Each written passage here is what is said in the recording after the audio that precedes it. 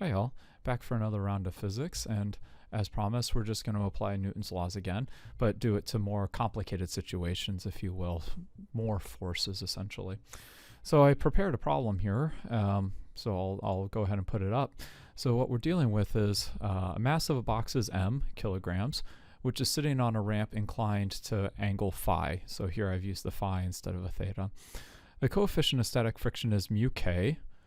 If the mass of the hanging box is m, what is the acceleration of the box little m?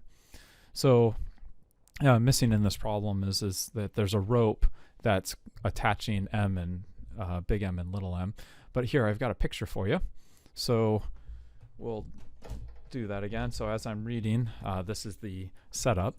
Mass of a box is little m, kg, so that's the mass on the ramp, which is sitting on an inclined ramp, and I've got phi located right here. The coefficient of static friction is mu k, so I've hash marked the surface of the ramp just to indicate that we're dealing with some frictional forces here, just to remind me. And if the mass of the hanging box is big M, so I've got a hanging box here, and as I stated before, what's not stated in the problem is that there's a pulley running from the two boxes. And then the question is, what's the acceleration of the little box? Okay, so as usual, what we should first do is think about what we want to do as our solution, what we want to plan out our solution before we execute. So go ahead, take a second, think about how many steps do you actually think you'll need in order to solve this problem. You got it? Okay. So when I look at this, there's a couple steps I see. Well, so one of them is I need to find the tension in the rope. Tension in rope. Okay. If I'm considering my box here, little m, I'm going to need that tension in the rope in order to find the acceleration at some point. And then, let's see, what else will I need?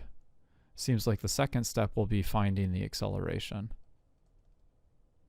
Acceleration. Okay. So we've kind of got those two steps here. Safe. Yeah, okay. So if I move over here, let's go ahead and start with step one. Finding t. Okay. And we should first sit down and say, okay, well, what's a good choice of system and what's a good choice of surroundings here? Got it?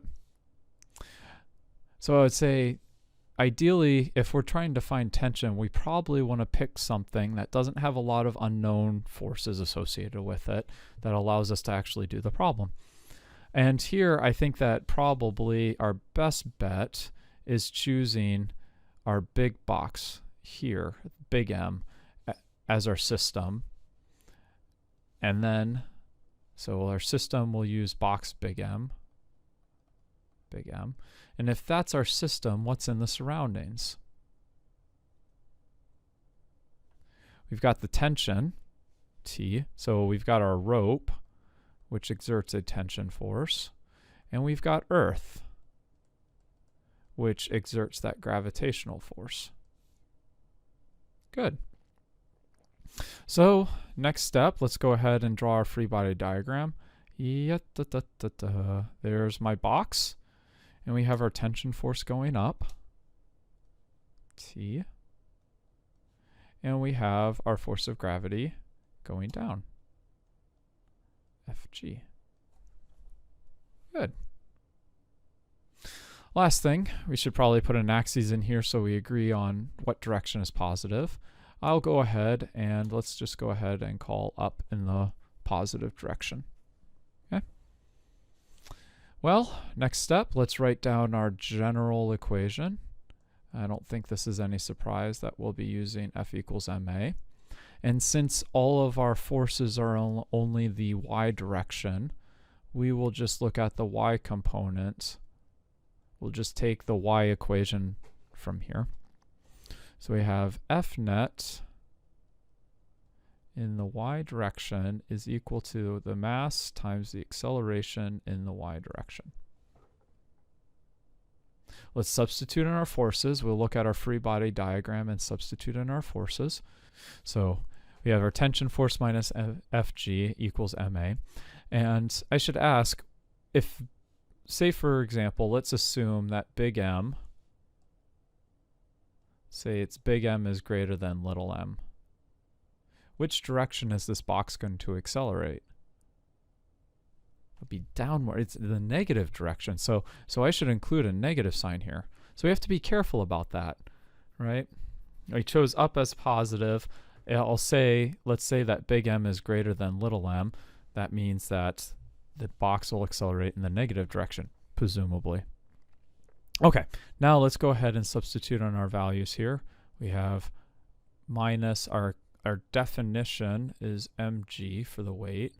We have negative m times a. Okay. Now you'll notice right here, I've actually still got, I have two unknowns. I have my tension force, which is the thing that I set out to find, and I have the acceleration of my big box. Okay. So there's two unknowns here, and there's no way to, I mean, we can get one in terms of the other. So what we're going to do is let's still go ahead and find t in terms of the acceleration. So I move everything over, and I have mg minus a.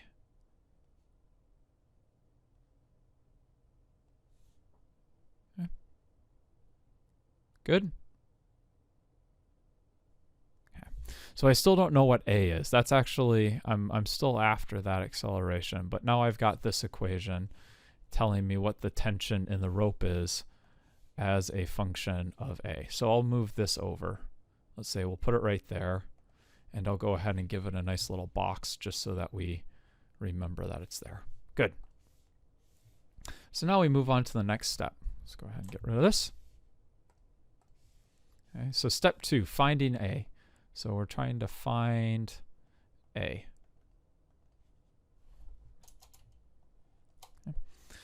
And again, I should ask, what's a good choice of system?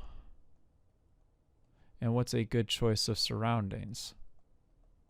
So now that we have the tension, and also keep in mind, what system do we use for the tension force to get this equation? Okay. So last time we used this big M for my system. Why don't we now use little m as my system? We say the system is little m. And then what if little m is my system, what's in the surroundings? Good, you have the rope, which provides the tension.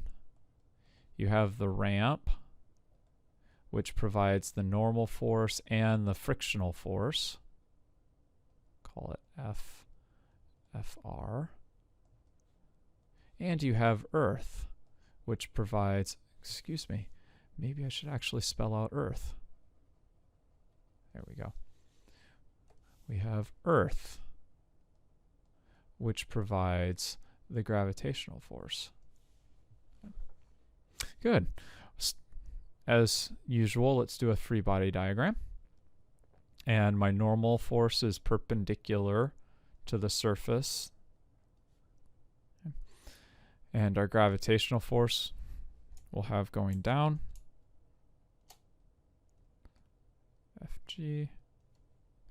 Now our tension, let's keep in mind, we said originally that big M was falling, going downwards. That means that little m must be moving up the ramp. So our tension force must be going this way, up the ramp.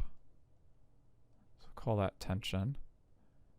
And if the box is moving up the ramp, the force of friction acting on the box should be pointing down the ramp.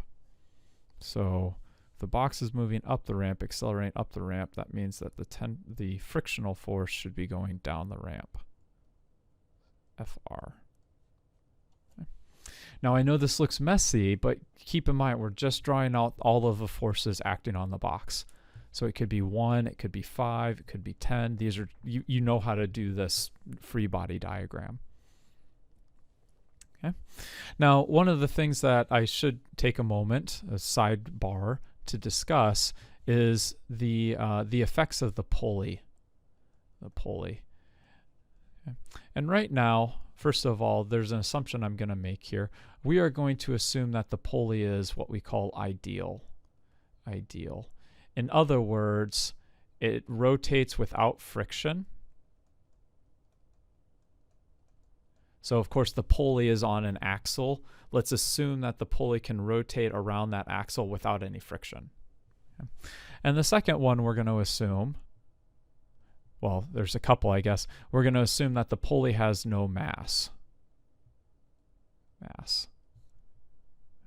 We'll see how this, we'll see how this comes back into play when we start doing angular quantities. When we start talking about rotational motion, we will come back to this problem, but we will include the idea that the pulley now has mass. And I guess a third one that would probably be important is rope does not slip. Okay. In some sense, this no mass and this rope not slipping are related. So this is probably redundant at this point, but later on it won't be, again, when we get into the rotational motion stuff. So I thought I would tell you this right now. So that's the first thing, is that we're going to assume an ideal pulley, no friction, no mass, and the rope doesn't slip. Okay.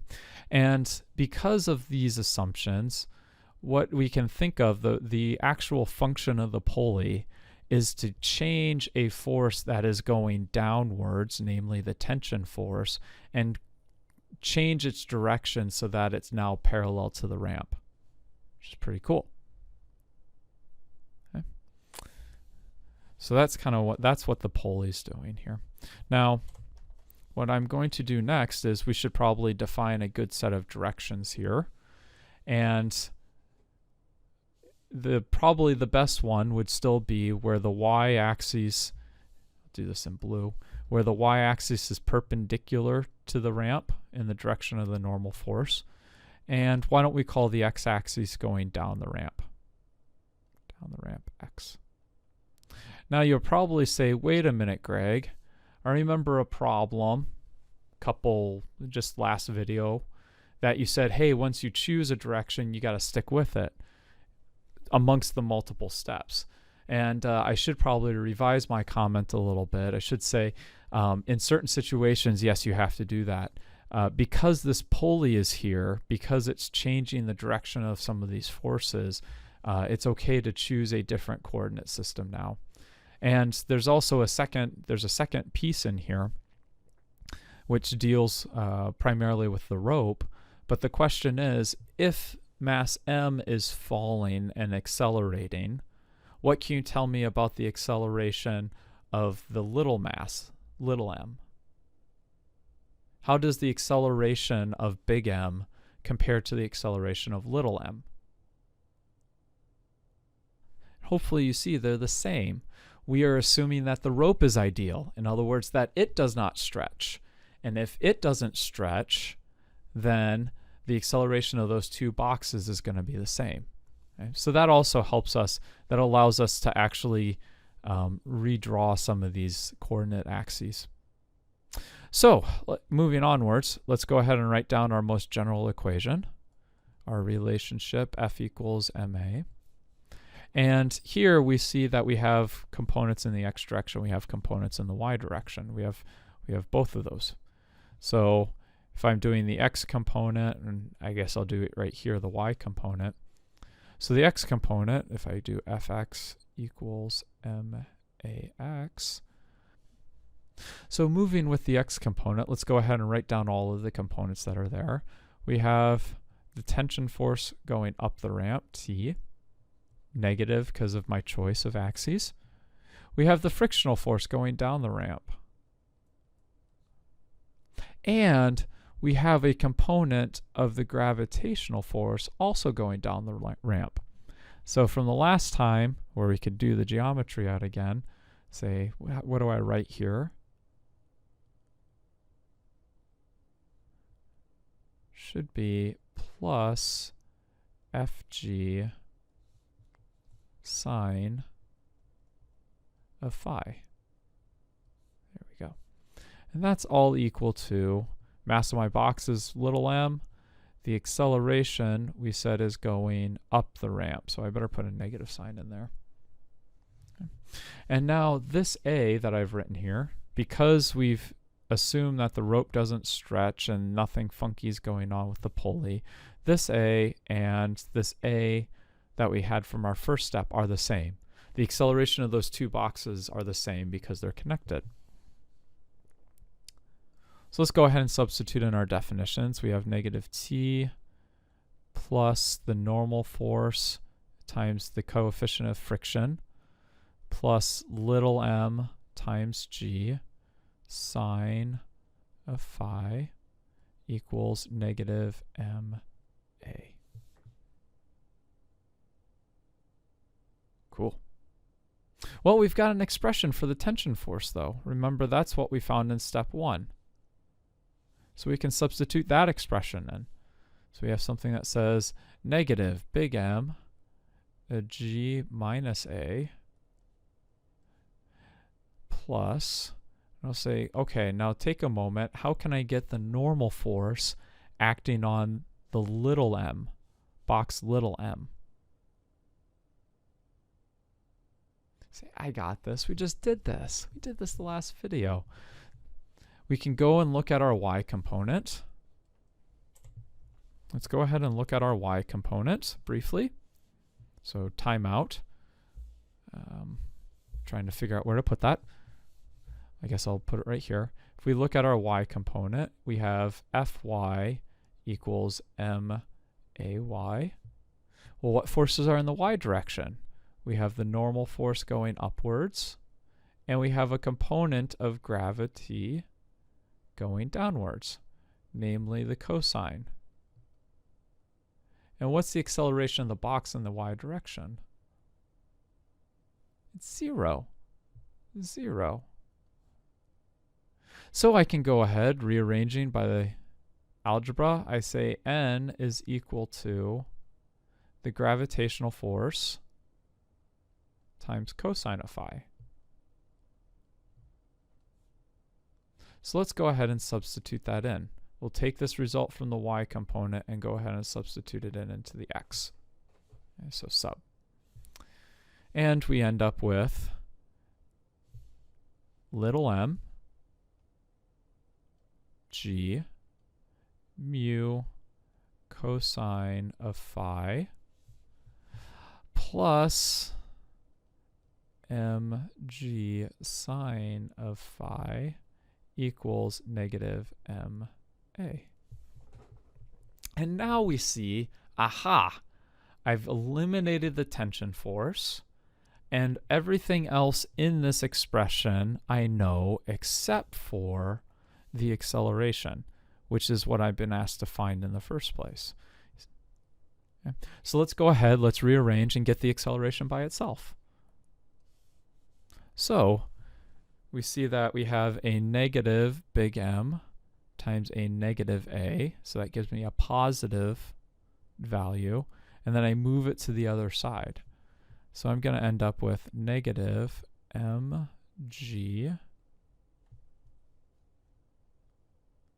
plus mg cosine of phi plus mg a sine of phi.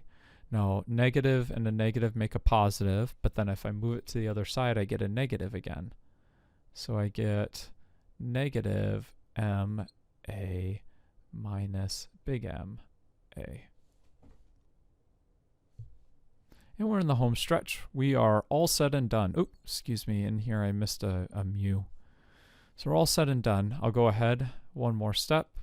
I'll call this mg mu cosine of phi plus sine of phi minus big M times g equals A. And this whole quantity on the right hand side will be divided by little m plus big M. And there we go. Here is an expression in terms of my given values, m, phi, big M, and the coefficient of kinetic friction, and this gives me the acceleration. Now remember, this is the acceleration of the box up the ramp. Okay. Pretty cool. Now, you might ask yourself, but Greg, how do I know that this is right? How do I know that this is indeed the proper expression? And we could say facetiously, you don't. You have no idea if that's actually the proper expression. But we can certainly do some sanity checks. So clearing off everything and just looking at the acceleration, this expression that we have for acceleration, let's go ahead and run some sanity checks.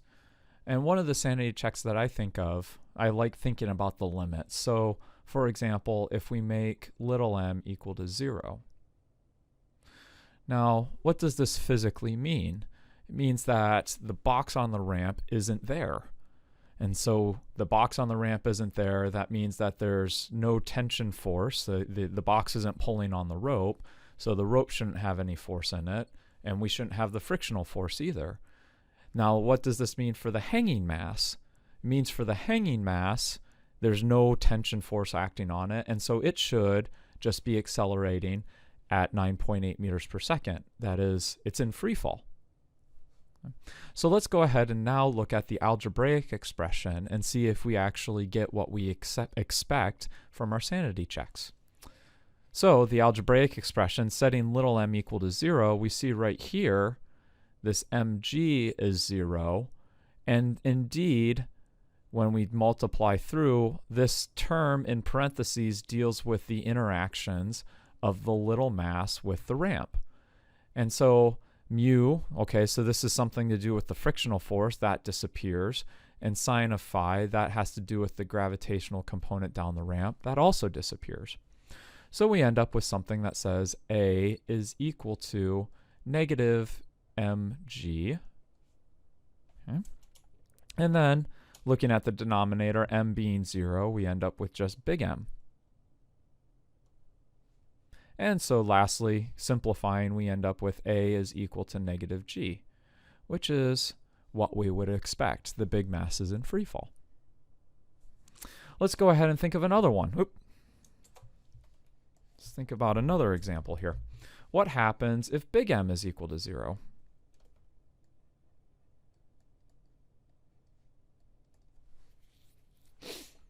So in this case, again, that tension force should disappear, right?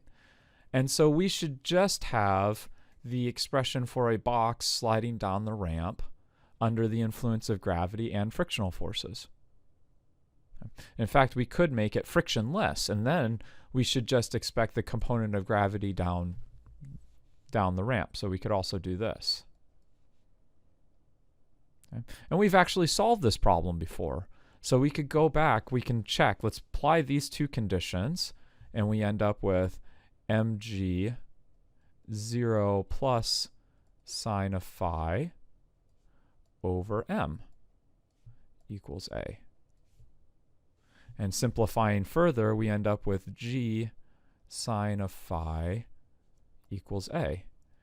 Again, what we had this from the previous problem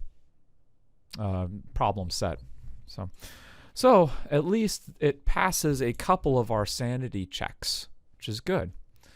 Now we'll see in the next problem there's an advantage to actually doing this expression. You've already noted that it works well for it's applicable for an incline ramp without friction, an incline ramp with friction. That's if we set big M equal to 0, but it also covers a larger variety. There's more generalization here. So you can have a hanging mass or not have a hanging mass. You can have friction or not have friction. You can have an inclined ramp or not inclined, or all of them. So I would say this is one of the advantages to actually working in terms of variables. Okay, we'll start off the next problem in a second here. Okay, so heading off onto another problem here. So of course I've got in front of us the final answer that we had plus a diagram of the situation. And so we'll clear the table there. And let's consider this situation instead as another example problem. So you have two masses, big M and little m, which are attached by an ideal pulley. So again, we have the idea of an ideal pulley and what that actually means. Mass m rests on a surface, coefficient of friction mu, and mass m, big M, hangs freely. What is the acceleration of the system? And so I have in here a diagram. So let's read it again. First of all, two masses, m and m, are attached by an ideal pulley. Mass m rests on a surface with a coefficient of friction. Mass m, big M, hangs freely. What's the acceleration of the system? And so we sit down. Let's go ahead. I'll give you a second. Go and draw a picture of the situation. Okay. And I have, for sake of time, I've pre-prepared a picture for us. So we have little m on the frictionless, or on the friction surface right here. We have big M hanging. Here's our ideal pulley. And now we go at it. Let's plan our solution. So thinking again of the steps. We have 1. Let's find tension. Let's find the tension. And then 2, find A. So we'll use, and again, this should look familiar. This is almost exactly the same as the last problem. We'll use box M to find the tension, and then we'll consider box little m in order to find the acceleration. Good. Well, let's go at it. Step 1. So step 1, we're dealing with our system is being the big box, say big M, and the surroundings, again, in this case, would be the Earth due to the gravitational force and the rope, which gives us that tension force. Free body diagram, well, we've got this. Right after you do 1 or 2 of these, they start coming, you should be thinking about it, but they start going a lot faster once you do a couple of these. We have FG. And now we're in the situation where we apply Newton's laws. We'll look at the y direction, dir. So I won't force you to actually write down the full vector equation. If once we get far enough along, you don't have to write down the full vector equation, but you should still specify what direction you're dealing with. So we have F in the y direction is equal to ma in the y direction. We say T minus Fg equals MAY. And here, again, I should be careful. When I write this down, I am assuming that I have my y direction as being positive. And the other thing, excuse me, common mistake that Greg makes, and this happens, right? You write something down and then you realize, oh, that's wrong, and you correct it right away. This should be big M, right? I'm dealing with the hanging mass now. Go ahead, substitute in our definition for the force of gravity, minus big M G equals, oh, another mistake. Let's assume that this thing accelerates downwards. I should have a negative sign there. So I have a negative MAY. Looks fairly similar. Solving for T, we get T is equal to big M G minus A Y. And there's our first result. Say, okay. And this, again, this looks fairly, this should look familiar considering that we just had the exact same result for the previous problem. And we could probably ask ourselves, why is it the same result?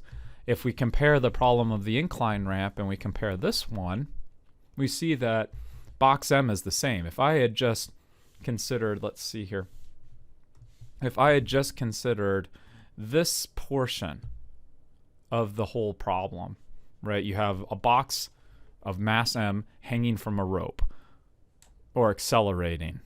What's the tension in the rope? You don't really care what's going on outside of the system, right? It could be that you're attached to a little mass that's on a horizontal surface or that's on a tilted surface. You don't care. That's all in the surroundings. You don't really care about that kind of surface feature for the problem. So that's why we end up with the exact same expression. Let's go ahead and do the second step. Get rid of that. And at this point, you could probably pause the video and do the whole thing yourself, or maybe even jump to the next problem. Second step, our system is little m. Our surroundings, again, are the Earth. We have our gravitational force. You have the rope, which is our tension force. And you have the surface, which gives us both the normal force and the force of friction. And we go at it. Free body diagram. Here we go. Normal force straight up. Gravitational force straight down. Frictional force going to the right. Right, we're assuming that this box is accelerating to the left. And then we have our tension force.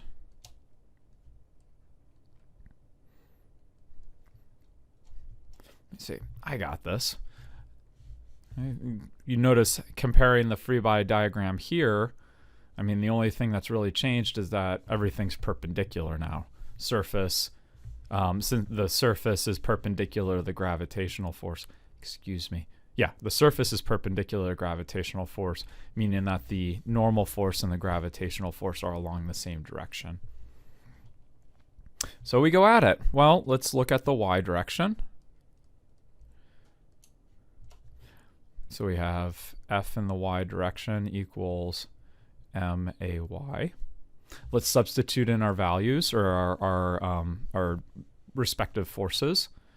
So I guess this will require us, let's go ahead and keep up as being positive. We can use both, we can use up as positive for both situations, y. And to make life easier, let's go ahead and call x to the left. So Fy, we have our normal force up minus our gravitational force down equals, and here I'm dealing with little m, so I'll keep this as a little m, and a y. Of course, the box doesn't accelerate in the y direction, this little box, so this side is equal to 0, and I'll substitute in my expression for the gravitational force, and I end up with something that says mg. Same. Wow, that's a surprise. How about the x direction? Okay.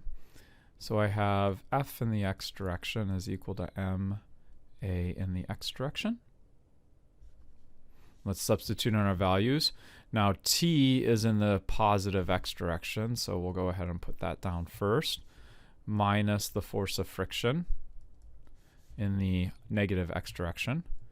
And this whole thing equals little mass, we're still talking about our little box here, and acceleration in the x direction, I'll just call that ax. Note, I don't have to put a negative sign in here because my choice of axes allows it to be positive. It's going to accelerate to the left, and I called that the positive x direction. Going ahead and substituting in our definitions, normal force times mu equals max. We'll substitute in our normal force, and we end up with tension minus mg mu equals max.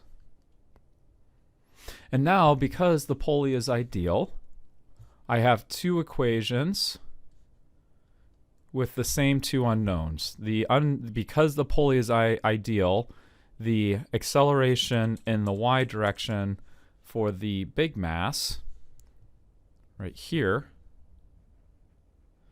is the same as the acceleration in the x direction for the little mass. So I have two equations, right here and boxed right here. Two equations, two unknowns. I sub and solve to get our final answer. So let's go ahead and finish this off. Oops. How about first of all, let's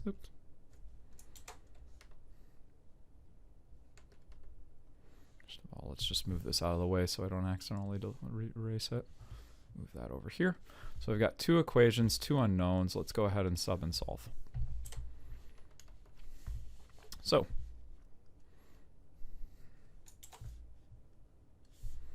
we have t equals big M g minus a. And I'll take this one, solve for t, so I get little m g mu plus ma equals mg minus big M a. So rearranging at the end of the day, we have something like big M plus little m times the acceleration equals big M times g minus, excuse me, I've got the wrong color ink again, minus little m g mu. So solving for a, we end up a is equal to, we'll go ahead and pull the g out, g m minus little m mu divided by little m plus big M. And there we go. Here is the acceleration of the box. Of course, let's one other thing. Since I called y positive, it might be nice to actually pull out the negative sign, since we know that big box is going downwards. So let's do one more thing here, and we'll do a, excuse me, do something like a is equal to negative m mu minus big M. And that whole thing is times g divided by m plus big M. And now, hopefully, you see why I did this. Now, this negative sign right here is simply telling us about the direction that the big mass is going, accelerating. And then if I compare the rest of this expression, little m mu minus mg over m plus m, you'll notice that that is the exact same expression that I have up here at the top of the page. Okay. The only thing that I need to do with this top expression is I need to set phi equal to 0. If I set phi equal to 0, the sign goes away, the cosine becomes 1, and then my expression that I had up here is the same as the expression that I have down here. So again, this is, I guess you could say, we just did a sanity check. We went and checked to see if we get the same answer that we would expect. Excuse me, my problem is missing here. There we go. Pretty cool. Well, let's go ahead and do another problem. So let's get rid of all of this rigmarole, and let's start considering this one. Two masses, big M and little m, are each a distance d above the ground. A rope connects the two and runs over a pulley, which is located at a height h. So the pulley is at height h, both of the boxes are at height d. What is the maximum height that the small mass will reach when the large mass hits the ground? Ooh, pretty cool. So go ahead, reread it, maybe draw a picture. Two masses, big M and little m, are each a distance d above the ground. Okay, so let me go ahead. I've started a picture here, but we don't have everything that we need, so I better modify some stuff. Excuse me. So we'll go ahead and modify some stuff. So let's go ahead and let's put a ground in. And we will also say, okay, so these start at a height d. So we'll go ahead and put a d in for that. And the pulley is at a height h. Oh, height h. Okay. Rope connects the two and runs over the pulley, which is located at height h. What is the maximum height the small mass will reach when the large mass hits the ground? Okay. Well, let's take a shot at this. see if I can get my color palette back up. There we go. Let's go ahead and take a shot at this. So first of all, let's stop and ask ourselves, what steps do we actually need? So I'll go ahead and put in steps. Okay, good. So number one is we'll probably, again, this sounds familiar, we'll probably need to find the tension. Start there. And coupled along with that, once we have the tension, we can find the acceleration. And then, of course, neither of these deal with distances, so we have to go to a third idea. So now we've got 3 ideas here. So step 1 and 2, find the tension and then the acceleration. And then the third step is, after we have the acceleration, then we need to find delta y. Okay. And right here I'll put a is equal to constant. Right? Essentially, although it looks funny, you can think of it as the boxes start accelerating, right?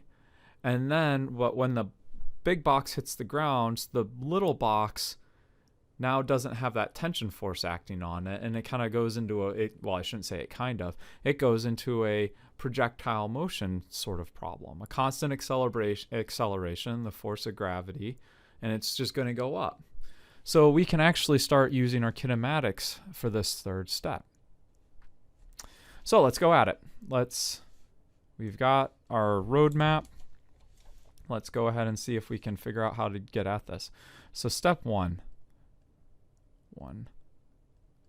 Find, oh yeah, we're after t. Okay. And here, go ahead, choose a system and a surroundings.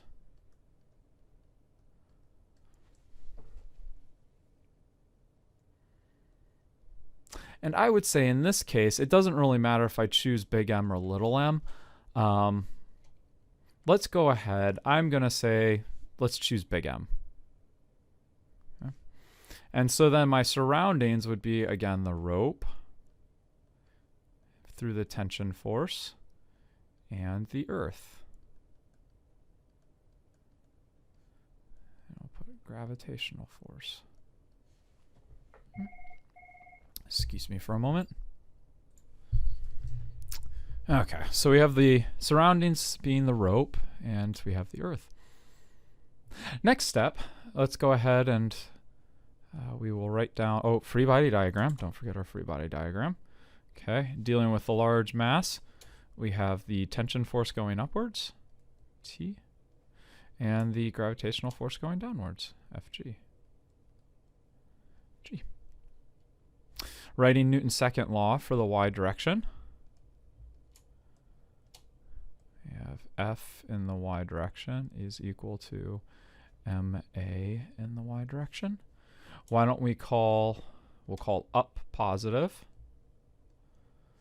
And so we have the tension force minus our gravitational force, Fg, is equal to the mass of our large object times its acceleration. I'll call that A. And we started off, we said, hey, if this is the larger mass, I'll use capital M to represent my larger mass. It must be going downwards. So I'll put a negative sign here. Let's go ahead and solve for t.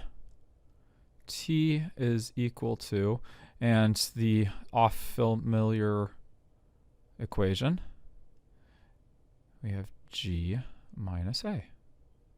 Again, looks rather familiar. Good. Well, let's take that, shove it over to the side, even though we've written it down a couple times. Don't want to lose it. Let's go ahead and we'll put it right, I don't know. I guess we'll put it right there for right now. Okay. Second step. Let's go ahead and clear the table. Now let us consider the other mass. We'll say, so our system now is the little mass, little m. Surroundings, a rope through the tension force and the earth. put the gravitational force. And let's go at it. Free body diagram. Here the tension force is up. Force of gravity is down, Fg. And again, we're going to be dealing with the y direction. Writing down Newton's second law.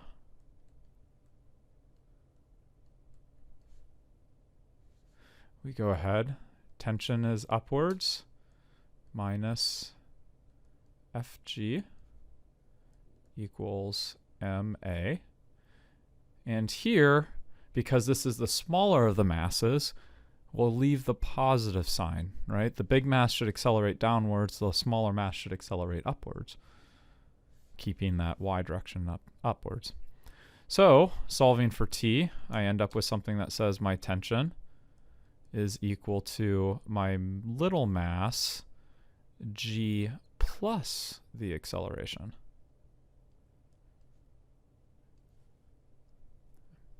So now we have those two results. We have it for analyzing the big mass. We have it for analyzing the small mass. Let's go ahead and substitute that result in to find our acceleration. We get the big mass times g minus a. So we're subbing in. I'll put sub here just to remind ourselves. Equals little m g plus a. Let's go ahead and get a by itself. So I'll move this, I'll move this term over to the left and I'll move this term over to the right. And so I end up with minus a m plus big M equals, I gotta make sure I get this right here, m minus big M times g. And again, going ahead, let's move everything around. I get a is equal to, I guess we can swap the negative sign. I'll leave the negative sign, why not? M minus big M divided by M plus big M. And of course, this numerator has a g in it. G. And again, we notice the acceleration of our boxes. If we compare it to the original expression we got, we see that this is awfully close to what you should get if we set phi is equal to 90 degrees. If we set phi equals 90 degrees, in other words, the ramp is straight up and down, we end up seeing that this cosine term disappears. Cosine of 90 is 0. The sine term becomes 1, and you end up with something that says the acceleration is m minus big M times g divided by m plus big M. Okay. And now this is the acceleration of the little mass. And you say, well, what's going on here? I have a negative sign here. I have not a negative sign here. And this is where we would have to be careful about going back and looking at what our choice of axes were in the first place. Okay. So here, since big M is bigger than little m, m minus big M will be negative, and the negative sign makes sure that you end up with an acceleration in the positive direction, upwards. Okay. Now, if we look at this expression, and looking at the problem previously, if I recall correctly, we said that the direction down the ramp was positive. In fact, I believe I had it drawn as something like this, as being the positive x direction. Okay. Which means that this expression, the more generic one, a negative acceleration would be going towards the pulley, if you will. Right? For this setup, away from the pulley was positive, towards the pulley was negative. Okay. Here, we said that towards the pulley is positive and away from the pulley is negative. So we would expect an additional negative sign simply because of how we've defined positive for the two cases. Okay, so that's just explain. So we have to be careful. You have to know how you built the initial equation to really interpret those results correctly. Okay. So these two actually agree still, which is really cool. In fact, you say, well, we shouldn't have even gone through this whole, we didn't have to do situation 2. We could have just started with this general equation, substituted in phi equals 90, and gotten our answer right away. It's always good to see that it actually all works out. So, no, I'm not going to, I won't use this one. I'm going to go ahead and get rid of that. Let's go ahead, and since we have the picture, let's go ahead and use this expression that we have here. So we'll scoot that one over. So we've got stage 2 complete. So let's go ahead, let's go ahead and get rid of this. Oh, interesting. I didn't realize we could do that. Let's go ahead and get rid of that. Good. So now we're on to step 3. Step 3. Okay. And we're interested in finding, this is really the new part, we're really interested in finding this delta y of m, the little box. Okay. So now we need to look and analyze the situation, but one thing that we should start off with when we're doing kinematics, we should identify the initial and the final states. So take a second, figure those out. You got it? Initial, I would say right when we release the boxes. So let's say release boxes, and we'll specify that they're at a height h. Or excuse me, I've got the backwards. Let's say it's at a height d above the ground. The other one is final is, well, let's say moment box M hits. I'm actually running through this real fast. Yeah, good. So this step 3, I better say right now, as I'm sitting here thinking about this final step, this final state, I'm going to have to break step 3 into 2 parts. Okay. The first part is when little m is accelerates upwards, say upwards. And then the second one is when little m accelerates downwards. You say, what do I mean? Let's think about, let's think about what happens here. There are 2 separate situations. The first one is big M is causing the little m to accelerate upwards. But the moment that the big box touches the ground, all of a sudden the acceleration of my little box is going to change, right? It's going to change from some upwards value, say 2 meters per second squared, going upwards, accelerating upwards, and then it's going to change to negative 9.8 meters per second squared downwards. Because we have a change in the physical situation, that's a good place to divide into a different step. Okay. So we're going to have 2 steps here. So I'll call this 3A. This is step 3A, and this is step 3B. Okay. So we're dealing with step 3A. We have to do both of these in order to find the final delta y. And really what I'm going to find is I want to find the final speed of the little mass the instant that the big mass hits the ground. Okay, so let's go ahead. I will do this in yellow, but we should have some initial, we'll go ahead and think about our initial quantities. Our initial quantities, for example, do we know the initial height of my little box? You go, yes, that's height d. How about the initial speed of my little box? Right when it's released, so we can say 0. The acceleration of my box, do we have that? Yes, that's from step 2. It's right down here. So I'll say step 2. So we have the acceleration of the box. How about for the final state? Do we have the final height of the box?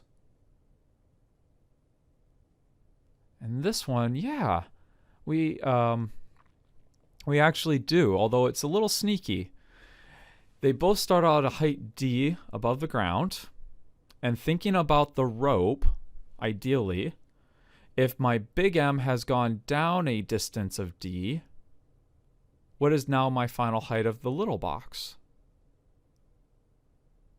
It must have moved up a distance of d. Remember, that rope is attached, so if one moves downwards, the other one must move upwards by the same amount. So the final height here must be 2d. Final speed? No idea. That's what we're after. And the time? We don't know. So we need the equation that relates, that has the final speed and does not have the final time. You rack your memory, pause the video if you should try to recall this from memory. Okay, give it a shot even if you don't get it. I'm going to use v final squared minus v naught squared equals 2a delta x.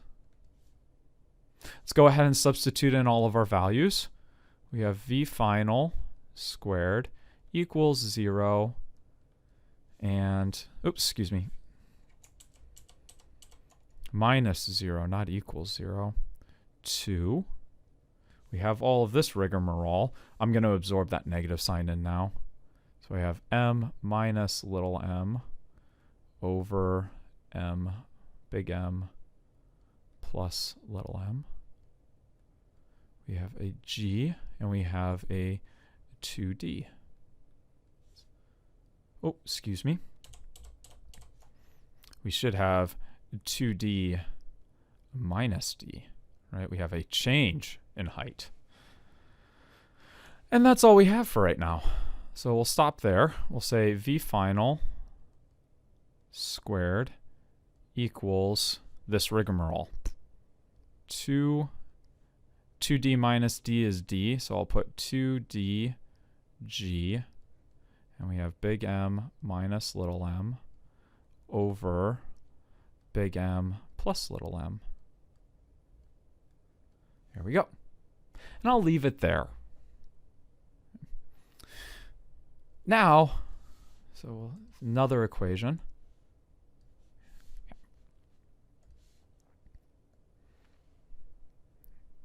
Boy, I'm running out of space. Oh, okay. Let's put that off to the side for a second. Let's go ahead. So that's the third, that's step 3a. Now we have step 3b. So we're gonna use this. So keep this right here. There we go. Good. So the last step that we have is now the big box is on the ground. The little box is moving upwards.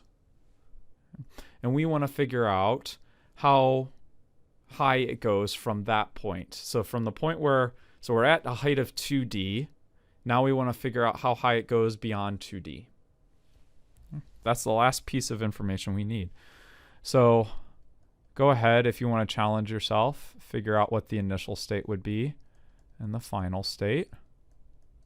You can pause the video. And I'll say the initial state is moment big M hits ground. The final state we'll say is moment little m stops. Right? Little m is moving upwards, slowing down, slowing down, slowing down. The moment it stops, that's when we want to take our final state. And again, let's go ahead and write down everything we know. So, do we know our initial height? Yes, the moment that big M hits the ground, our initial height for little m must be 2d. How about our initial speed for this situation? Yes, that is the final speed that we had for step 3a. So, and that is, see, this is where it's really important to specify what your initial and final states are. Our final state for step 3a was the moment that the big mass hits the ground. Okay? So now for step 3b, I'm now calling that the initial state. So we can write down that equation. That's this equation up here, right here. Okay? So I'll put C3A. Okay, that's the results of 3A. Our acceleration now, it's the acceleration due to gravity. It's that negative 9.8 meters per second squared. I'll call that G, but we'll write it out. How about our final? We don't know. That's what we're interested in. How about our final speed? Good. It's based on when it stops, so we can put 0 in here. And the time it takes, we don't care. So again, we're looking for an equation that has the final height in it and does not involve time. Let you think about that. You've got it. You're gonna use the same stinking thing. V final squared equals, I want to put that equal sign in. V final squared minus V naught squared equals 2A delta x. Oh, excuse me, delta y. Let's plug everything in. And hopefully now you see why I didn't bother taking the square root from our answer on 3A. I knew we were going to have to square it anyway. So let's not bother. So 0 here. I get a minus. Let me substitute in my expression. 2dg big M minus little m over big M plus little m equals 2 negative g, and here I'll put y final minus 2d. Solve for y final. That's all we have left to do. And you say, oh, goody, goody. There's some nice little things in here. For example, I've got a negative sign. So I will cancel that negative sign with this negative sign. I've got a 2 and a g, and I'll cancel that with the 2 and the g. Okay. And I will go ahead and move this piece to the other side. So I have something that says big M minus little m divided by big M plus little m times d plus 2d equals y final. Cool. Yeah. I guess we can go one step further if we really wanted to. We might be able to simplify this a little bit more if I do my sneaky mathematical operation of multiplying by 1. So if I multiply this one by 1, or maybe a different way to say it is find a common denominator, I have something that says m minus m plus 2m plus m, and that whole rigmarole is multiplied by d, and that is all divided by big M plus little m equals y final. Right, you see I just multiplied this second term by big M plus little m. And let's see, does that simplify? I mean, it should simplify down. I've got a big M here. I've got 2 big M.